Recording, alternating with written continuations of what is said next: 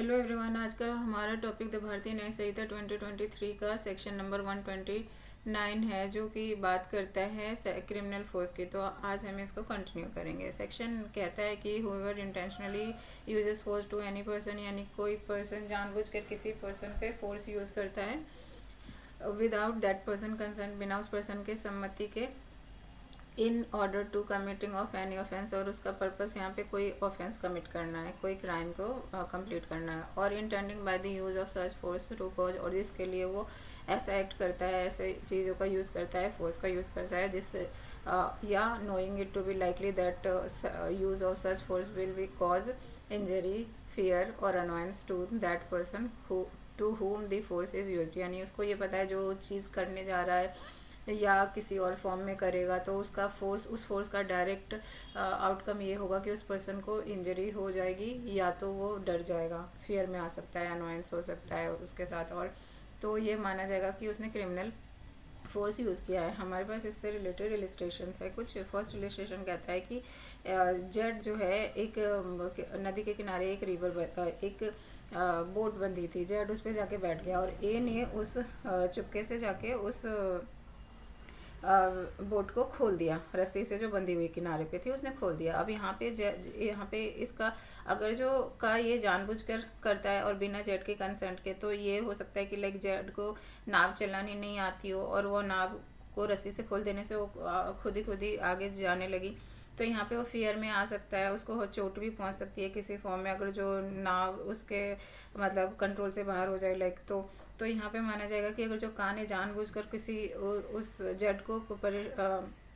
को basically jet के बिना कंसेंट के उसको परेशान करने के लिए या किसी तरीके से हार्म पहुंचाने के लिए वो एक्ट किया था, तो यहाँ पे माना जाएगा कि उसने क्रिमिनल फोर्स का यूज़ किया है जेट पे। दूसरा इलिस्ट्रेशन कहता है कि दूसरा इलिस्ट्रेशन हमें बताता है कि जो जेड है एक रथ में सवार होकर जा रहा था। का जो है या के घोड़ों को चाबुक मारता है, यानी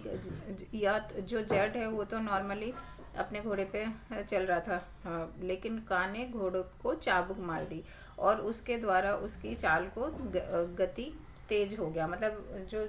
उसने चाबुक मारा और घोड़ा तेज हो गया उसका स्पीड। तो यहाँ का ने यहाँ पे जो बेसिकली जो ए है, यहाँ पे ए ने जो एनिमल है उसकी गति को चेंज करवा दिया अपने एक्ट से, और ये का ने इसके लिए बल प्रयोग किया। और यदि ये पता चले कि यहाँ पे या का कोई ऐसा कोई कंसेंट नहीं था कि मैं बैठूंगा और तुम चाबुक मार देना ताकि इसकी स्पीड आगे हो जाए, तो इससे भी तो हो सकती है कि घोड़ा अपनी स्पीड बहुत तेज़ भगा ले और जेड उसको कंट्रोल ना कर पाए, तो उससे किसी तरीके का वो अगर जो बाई चांस वो गिर जाए घोड़े के ऊपर से, तो यहाँ पे उसको फिज़िकल हार्म हो सकता है, चोट ले सकती है बहुत गंभीर रूप से, ग्रीवियस टाइप की। तो यहाँ पे माना जाएगा कि जो ए था उसने यहाँ पे आपराधिक बल का प्रयोग किया, यानी क्रिमिनल फोर्स का प्रयोग किया है जेड के ऊपर। तीसरा इलिस्ट्रेशन हमें कहता है कि जो जेड है एक पालकी में सवार होकर जा रहा था, एक पालकी में सवार होकर जा रहा था, और जेड को लूटने का आशय रखते हुए, मतलब जेड को उसको चोरी करना था, उसके पास से कुछ उसको लूटना था। तो इसके लिए उसने क्या किया, जो उसकी पालकी को रोकने के लिए उसने डंडा उसके सामने रखा और पालकी को रोक दिया। तो यहाँ जो ए था, ए का जो बेसिकली जो गति थी, वो जो जा रहा था आगे, वो रुक गया, अवरोध कर दिया उसने बेसिकली उसकी जो वे था उसको। तो यह और उसका प्रयोग उसने क्या किया है, वो उसने अपने शारीरिक बल का प्रयोग करके किया है। तो ये माना जाएगा कि जो जो यहाँ पे ए है उसने जेड के को रोकने के लिए और उसको लूटने के लिए जानबूझकर उसकी सम्मति के बिना यहाँ पे उसको रोका है, और इसने यहाँ पे क्रिमिनल फोर्स का यूज़ किया है। नेक्स्ट हमारा इलिस्ट्रेशन नंबर डी है, जो कहता है कि ए है सड़क पर रोड पर जानबूझकर जेड को धक्का देता है, और यहाँ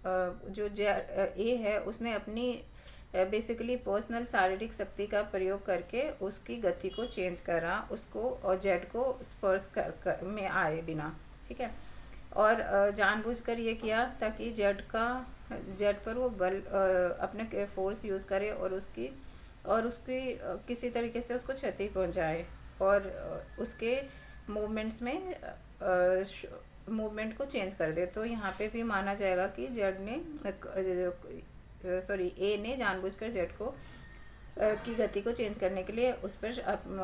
इंटेंशनली क्रिमिनल फोर्स यूज़ किया है। इसके बाद नेक्स्ट हमारा ई इलस्ट्रेशन है जो कहता है कि ए है A throws a stone intending और knowing it to be likely that this stone will B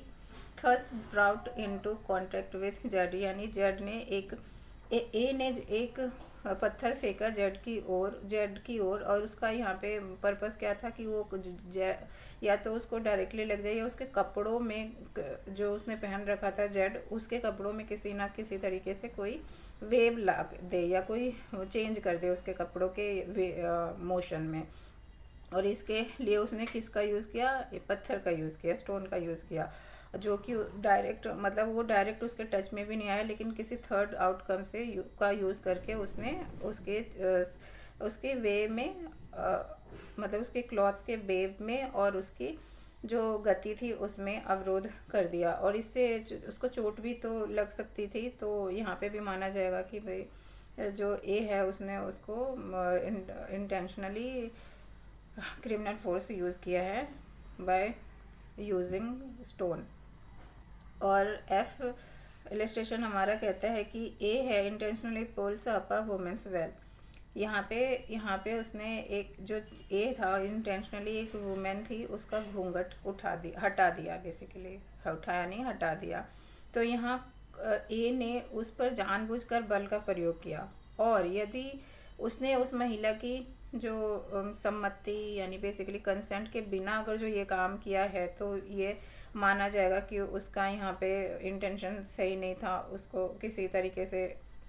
harm पहुंचाना था या फियर में लाना था, अनोयंस कर देना था उस वुमेन को। तो इसके लिए यहाँ पे यही माना जाएगा कि ए ने इंटेंशनली उस लेडी को पर क्रिमिनल फोर्स किया है।